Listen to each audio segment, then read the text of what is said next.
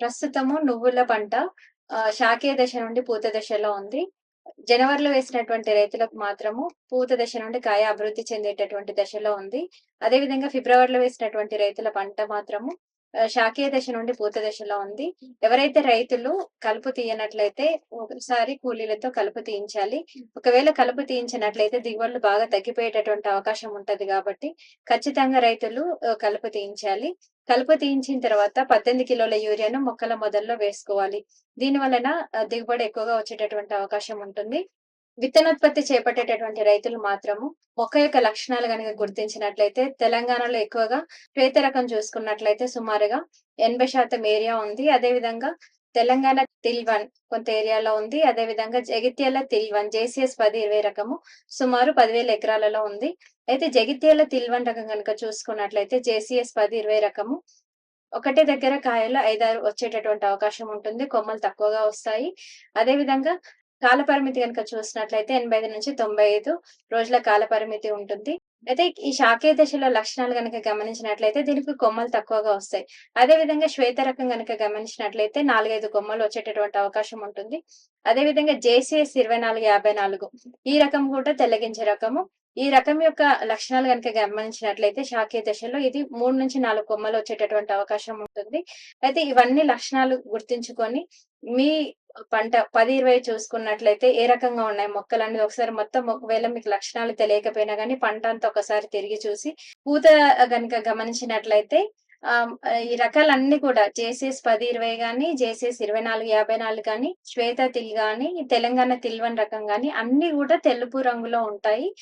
కొంచెం లైట్‌గా నూగు ఉంటుంది. అంటే హెయిరీనెస్ అనేది కనిపిస్తుంది. అదే లోకల్ రకాలు గనుక చూసుకున్నట్టయితే కొంచెం లైటిష్ గులాబీ రంగులో కనిపిస్తా ఉంటుంది. కావున ఏ రకంగా ఉంది పువ్వనేది గూడా గుర్తుంచుకొని మీరు పెరుకులను తీసివేయాలి. ఒకటే దగ్గర 5, 6 పువ్వులు ఉన్నట్లయితే అది జేసీఎస్ 10, 20 రకం అని. ఎదురెదురుగా పువ్వులు ఉన్నట్లయితే జేసీఎస్ 24-54 అని. పూత పైకి కిందికి కనుక గమనించినట్లయితే తెలంగాణ తిల్ 1 గాని, శ్వేత రకం గాని ఆ రకంగా గుర్తించి మీరు పెరుకులను తీసివేయవచ్చును. తర్వాత కాయలు ఏర్పడేటటువంటి దశల్లో గూడా మీరు బెరుకులను గుర్తించి తీసివేసినట్లయితే నాణ్యమైనటువంటి నువ్వులను విత్తనాలుగా మీరు అమ్ముకోవడానికి అవకాశం ఉంటుంది. కాయలు గనుక గమనించినట్లయితే కాయల అమరిక అనేది చాలా ఇంపార్టెంట్. జేసీఎస్ 10 రకం గనుక చూసుకున్నట్లయితే జడకాతతో కూడినటువంటి రకం. అంటే ఒకటే దగ్గర 5, 6 కాయలు వచ్చేటటువంటి అవకాశం ఉంటుంది. జేసీఎస్ 24-54 అయితే ఎదురెదురుగా కాయలు కొంచెం పొడుగ్గా ఉంటాయి. దాన్ని గుర్తించి మీరు బెరుకులు తీసివేయాలి.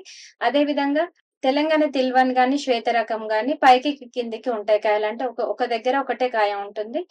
తర్వాత ఇంకొక సైడ్ ఇంకొక కాయ ఉంటుంది.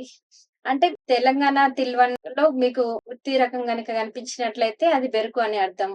అదే గుత్తి రకంలో జేసీఎస్ 10, 20 రకంలో ఒక కాయ కనిపించినట్లయితే అది బెరుకు అని అర్థం. అంటే మీరు ఒకసారి పంటంతా తిరిగి చూసిన తర్వాత మీకు 70% మొక్కలు ఏ రకంగా ఉన్నాయో చూసుకొని దాంట్లో బెరుకులను గుర్తించి తీసివేయాలి. ఈ రకంగా చేసినట్లయితే నాణ్యమైనటువంటి కల్తీ లేనటువంటి విత్తనాలను పొందవచ్చును.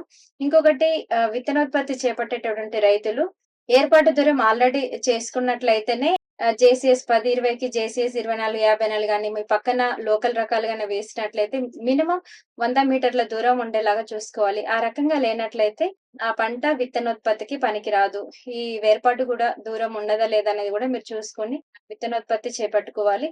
ఒకవేళ వేర్పాటు దూరం లేదు, మా విత్తనాలు మాకే కావాలనుకుంటే మీ అవసరమైనంత వరకు సెంటర్‌లో సుమారుగా వేరే రకం నుంచి మీ రకం 100 మీటర్ల దూరం ఎంత వరకు వస్తుందో, లేకపోతే 50 మీటర్ల దూరం ఎంతుందో చూసుకొని ఒక 2-3 కిలోల నువ్వులు ఒక 2, 3 కట్టలు గనుక తీసుకొని సెపరేట్ చేసుకొని మంచి కాయలున్నటువంటి మొక్కల్ని సెపరేట్ చేసుకొని దాన్ని సెపరేట్‌గా దులుపుకొని దాన్ని నెక్స్ట్ ఇయర్ మీరు మళ్ళీ విత్తనంగా ఆ రకంగా గూడా మీ విత్తనాన్ని మీరు వాడుకోవచ్చును. విత్తనోత్పత్తి చేపట్టేటువంటి రైతులు మాత్రము చిన్న చిన్న కోసుకొని చిన్న చిన్న కట్టలు కట్టుకొని 75-80% కాయలు పసుపు రంగులోకి మారినప్పుడు మాత్రమే కోయాలి. మీరు ముందుగా కోసినట్లయితే కాయలంతా గూడా మీకు తాలెక్కువగా వచ్చేటటువంటి అవకాశం ఉంటుంది. అదే విధంగా మొలక శాతం గూడా తగ్గిపోయేటటువంటి అవకాశం ఉంటుంది కాబట్టి, రైతు సోదరులు ఇదొకటి గమనించుకోవాలి. ఇంకొకటేంటంటే, మనకు ఈ మార్చ్, ఏప్రిల్‌లో వర్షాలు పడేటటువంటి అవకాశం ఉంటుంది. వర్షాలు పడ్డప్పుడు కాయ ఏ స్టేజ్‌లో ఉన్నదనేది గూడా మీరు గమనించుకోవాలి. ఎందుకంటే, కాయ డెవలప్‌మెంట్ అయ్యే స్టేజ్‌లో మనం కోసే ముందు గూడా వర్షం పడినట్లయితే మొలక శాతం బాగా తగ్గిపోయేటటువంటి అవకాశం ఉంటుంది కాబట్టి, రైతులు ఒకవేళ వర్షం పడినట్లయితే కట్టలు చిన్న చిన్నగా కట్టుకొని దాన్ని బాగా కంప్లీట్‌గా ఎండబెట్టుకొని, ఒక వారం రోజుల తర్వాత క్లీన్ చేసుకొని ఎండలో ఆరబెట్టుకోవాలి. 75-90% మొలక శాతం ఉన్నట్లయితే మాత్రమే మీరు విత్తనోత్పత్తిగా అమ్ముకోవడానికి అవకాశం ఉంటుంది. మేము గమనించిందేంటంటే, ఈ కాయ అభివృద్ధి చెందే దశలో వర్షం గనుక పడినట్లయితే మొలక శాతం తగ్గుతుంది కాబట్టి, రైతులు ఇది గమనించుకొని విత్తనోత్పత్తి చేపట్టేటువంటి రైతులు మీరు మొలక శాతం పెట్టిన తర్వాతనే మీరు అమ్ముకోవడానికి అవకాశం ఉంటుంది. లేనట్లయితే మీరు నార్మల్ మార్కెట్‌లో అమ్ముకోవడం చాలా మంచిదండి. ఇదొక చిన్న చిన్న అంశాలు గనుక చేపట్టినట్లయితే నువ్వులలో నాణ్యమైనటువంటి విత్తనాన్ని పొందవచ్చు. మిగతా రైతులకు గూడా విత్తనంగా అమ్మడం వలన ఎక్కువగా ఆదాయం వచ్చేటటువంటి అవకాశం ఉంటుంది.